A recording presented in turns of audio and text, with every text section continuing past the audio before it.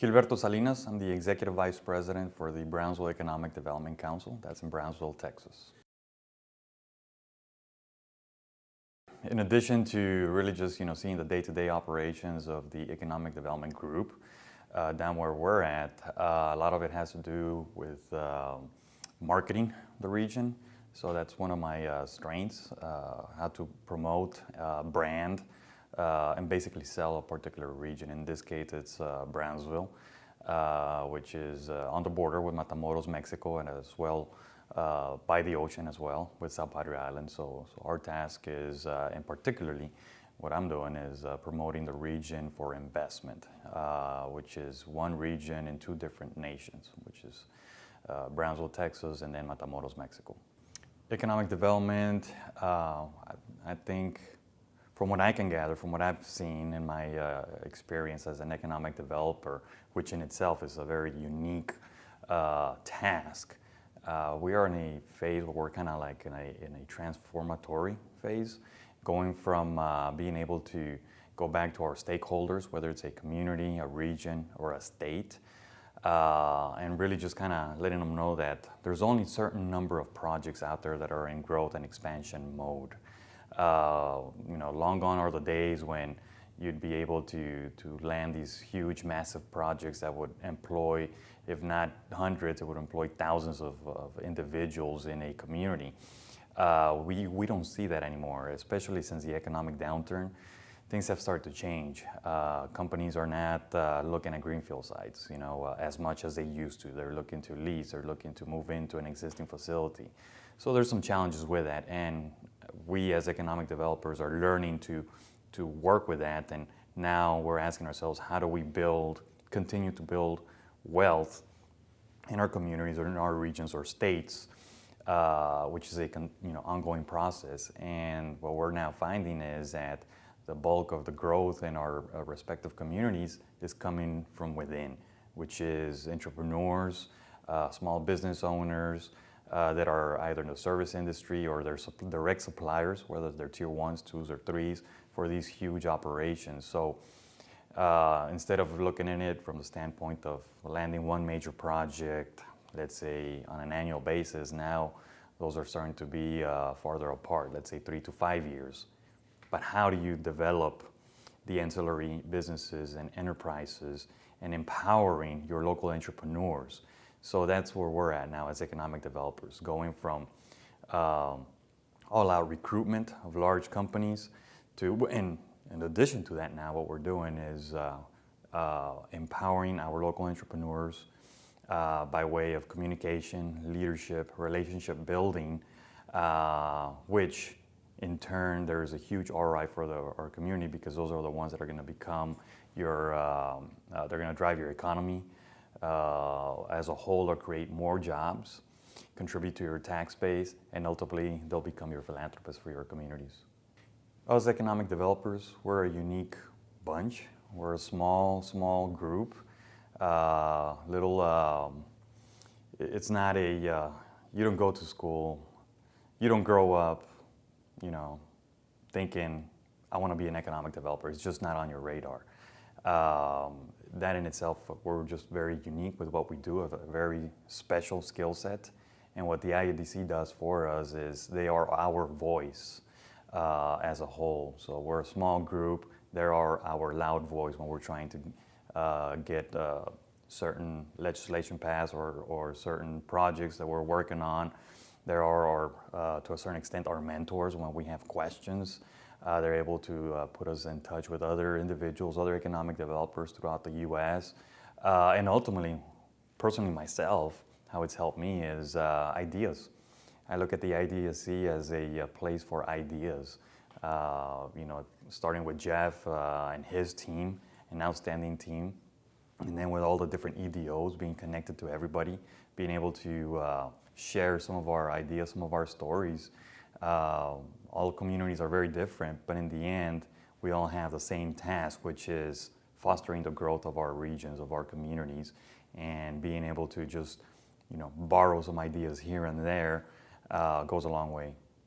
I come from a marketing communication background, And a lot of what we do is selling a certain product or service or what have you, coming up with a brand and generating those ideas, brainstorming. And I myself, I started off as a newsletter guy in the economic development world, and then slowly started working projects on the back end.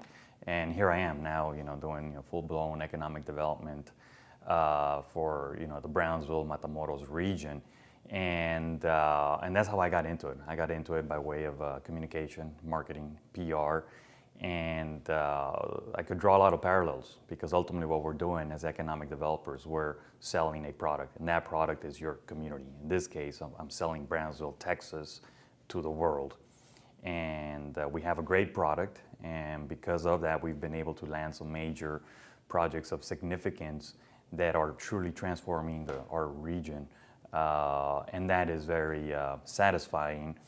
Going back to marketing, being able to sell something and know that you're having success with an idea that started with a small, group, or whether you started with that idea, you ran with it, and then you're seeing the ROI with it. That's the exact same parallels that I draw with economic development. Being able to go after a project, you come up with an idea on how to sell your particular region, and then in the end, you're breaking, the end result is you're breaking ground on a massive project, and you know that it started with a small idea. It's people, being able to, especially, I've always thought that if you're doing economic development in the particular state or region that you grew up in, it makes it a little bit easier for you to be selling your own product. And myself, being from down south in South Texas, in Brownsville, having that personal satisfaction and knowing that when you recruit a company, even if it's a company that employs 20, 30 individuals, but they're good paying jobs, you know that you've made a difference with 20 to 30 families in that particular community. And that's the ultimate inspiration that I'm able to draw from to continue my career as an economic developer, that you're making a difference in the lives of families in your respective communities. About 5 years ago, we started working a project in the aerospace industry. It's actually in the space industry, space sector. And we started, I remember, I got the phone call. It was on a weekday evening, and it was a lead that we got through the governor's office. And they said, hey, Gil, we have this project we just visited with this company. They're out of California. They're building rockets, and they're launching them into space. And they are looking at several points on the Atlantic seaboard to launch from. And your area could be one of the 30, 40 sites that they're considering. And the name of the company, here's your contact, and give them a call sometime tomorrow. So it was very interesting because I was we're driving with my wife and the kids, and we're pulling up to Chuck E. Cheese, and so I turned and told my wife, I just got off the phone,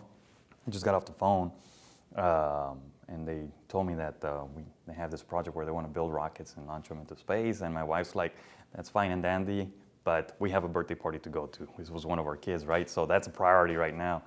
So the following day, I get on the phone and start talking with the company and going through, everything that they're doing. And, I was kind of taken aback. It's like, we are a very traditional manufacturing community. We're also in the industry of logistics, international logistics. I don't see how it fits. I don't see how we can work this. And even if we were being considered, how are we going to be able to get back to our community and convince them that we should put our time, effort, and resources into this particular project? Well, 2 weeks later, we're meeting with Elon Musk at his corporate headquarters in Hawthorne, California, touring his rocket facility, which is, he's the founder and CTO of Space Exploration Technologies, which is SpaceX. And he walked us through his facility, and sure enough, they were building rockets. I think he had only had one successful launch, so this was before he became the rock star that he is today. And we met with him. He gave us about 2 hours of his time, and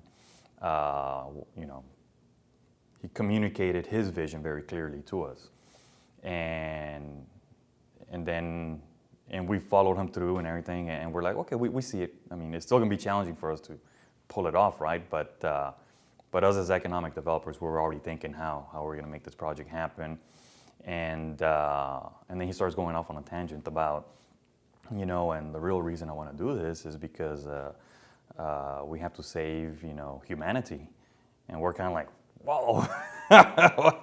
You know, he's like, and we want to save humanity, and we will get to a point where we can no longer survive on this planet. So we need to, I'm going to colonize Mars. So we walked out of there, we're like, okay, we're going to get fired when we get back to our community and tell everybody, you know, in a very traditional manufacturing community that we have this project, and by the way, you know, he wants to fly to, you know, to Mars, and not him personally, but he wants to get to Mars, right? And well, lo and behold, last year, you know, we were able to land the project and work with different economic development groups in South Texas to get what this, you know, this company needed in order for them to set up in the Brownsville area. And at the press conference, you know, he flew in, and as you can imagine, there was now, you know, everybody knew who Elon Musk was or is, and from there at our beach, Boca Chica Beach, he announced to the world, you know, the first interplanetary travel could very well happen from this facility, and at that point in time, I mean, talk about inspiration. We're like, you know, this happened, you know, 4 or 5 years ago, and we didn't think we could do it just simply because, I mean, here's a city of 200,000, you know, does not have the skill set for, you know, rocket scientists, does not have has certain attributes and assets that match up to what the company needs, but ultimately, you know, our biggest challenge was convincing our local, our people, that it's in our best interest as a community to work this project, and we did. We had a series of we had a lot of meetings, a lot of relationship building, a lot of communicating Elon's vision to our people back home, and that was, you know, again, the marketing aspect of economic development, knocking on doors, you know, getting in front of everybody, getting in front of the influencers in the community across the board, and here we are. I mean, they've started construction, and 2018 is when they start launching their first rockets. We're the world's first private rocket launch site, and for commercial payloads, and that in itself has, you know, I've drawn a lot of inspiration from that, knowing that we're now developing a pipeline of rocket scientists in South Texas. There's quite a few of them that I have. You know, that's several economic developers throughout the U.S. that I've met through this organization that they don't know that they're my mentors, but they're just people that I kind of, well, I'll bounce off certain, you know, questions or ideas or situations, and I've, you know, followed their careers. So as far as like an official mentoring program, am I a part of that? No. Do I have people that I follow? Yes. I think the IDC has done a great job of recognizing economic development groups and economic developers as individuals in the industry, because they know and we know that, you know, within our communities, regions, or states, we have to celebrate either, you know, as a team, or let other individuals, influencers, or leadership in your regions celebrate, you know, with the projects that we're all working on. And the IDC is very conscious of that, and they've done a great job of recognizing those through, you know, the different awards programs, through their social media and what have you, to give us a little bit of credit. But I think in economic development, whether you go in knowing this or not, you quickly learn that you're the offensive lineman of football, that you're going to continue pushing forward, you're going to continue driving the team and charting a path to ultimately score those touchdowns. But in the end, it's the running backs and the quarterbacks that are going to celebrate in those victories. Technology, social media, but in the end, it all comes back to communication and being able to, the medium is a message, being able to have that content to drive it, and then it's a question of how you deliver that. But what I do see is that this new generation of economic developers that are still somewhat in training right now, and as they start getting into leadership roles, I think what they see is more of the quality of life / entrepreneurial spirit aspect of economic development, as opposed to your more traditional bricks and mortar manufacturing and logistics companies. So we're again, as economic developers, we're now starting to see how we're transforming our careers. So right now we're right in between those two, and it's going to be pretty exciting to see now moving forward how economic development will look like, which I know will look like very different 10 years from now than it is today. Listen, that's been my biggest and one of my some of the mentors or some of the people that I've followed. That's the recurring theme or the one tool that I have noticed that some of the most successful economic developers have. It's listening. From people in your community, to leadership in your community, to leadership at the state, to the actual manufacturers or companies in your area, and obviously the new projects that are coming in. You do more listening than talking. Economic development, what has and continues to provide to the United States as a country is a platform for new companies to come in and do business. A platform for companies to come in and learn about a particular region or community. The reason I say that is because in our part of the world, down in Brownsville, Texas, we do a lot of foreign direct recruitment, so foreign direct investment. We go after all those global companies, and economic development does not exist in other parts of the world. You have a little bit maybe in Europe. Latin America is more by ways of chambers, but economic development is still very new and foreign to other parts, to other countries. And one of the first, comments that we get is when we're working with foreign companies is, well, how much do we have to pay you? And we're like, we don't charge for this. We're part of whether it's a community or a region or a collaboration of different EDOs. I mean, this is what we're doing for our particular regions, and they're always taken aback by that. That they, it takes them a while to kind of understand that. Then their next question is, so you're government employees? And we're like, well, not necessarily. So that's the value that EDOs bring to the U.S., the facilitation and the fostering of the entry of companies into a particular region in the U.S., and that is extremely valuable to foreign direct investment.